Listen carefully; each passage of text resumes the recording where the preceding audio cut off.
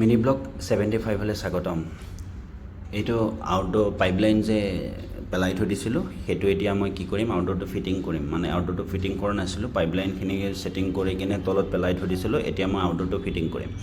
তো তলত এইকাৰণে আনিলোঁ আউটডোৰটো যাতে ছাৰ্ভিচিং কৰাত সুবিধা হয়। তো এয়া ক্লেম লগাই আছোঁ, ইয়াৰ ওপৰত এতিয়া আউটডোৰটো বহিব। ঠিক আছে, কথাটো হ'ল আউটডোৰটো ইয়াত অনাৰ মেইন উদ্দেশ্যটো হৈছে ছাৰ্ভিচিং।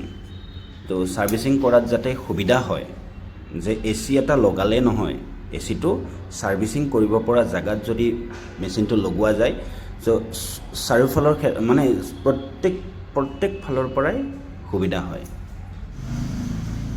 1 নম্বৰ ছাৰ্ভিচিঙৰ ফালৰ পৰা, 2 নম্বৰ কাষ্টমাৰৰো ভাল হয়। এয়া আউটডোৰ বহাই দিলোঁ। আউটডোৰ বহাই দিয়ে এতিয়া কি কৰিম, মই ফ্লেয়াৰিং কৰিম। পাইপবিলাক যে পেলাই দিছিলোঁ, তো এই পাইপ এইটো নাট হয়। মই ভাবিলোঁ 5/8 নাট লগাম, কিন্তু সেই নাটটো যিটো আছে সেইটো 1/2 by 5/8, মানে পাইপ 1/2 ইঞ্চি হ'লেও হৈ যায়, কিন্তু নাটটো 5/8 মানে য'ত লাগিব। তো এয়া ফ্লেয়াৰিং কৰিম এতিয়া। ফ্লেয়াৰ কৰিছোঁ। ফ্লেয়াৰ কৰি কিনে কি কৰিম, মই এতিয়া আউটডোৰত কানেকশ্যনটো কৰি দিম। তো এয়া ফ্লেয়াৰ শ্লেয়াৰ কৰি বঢ়িয়াকৈ টাইট চাইট দি কিনে মই এতিয়া অলপ ফ্লাছ কৰি লৈছোঁ। ফ্লাছ কৰি লৈ এয়া অকণমান প্ৰেছাৰ এৰি দি কিনে মানে চেল্ফ ভেকুম কৰিলোঁ।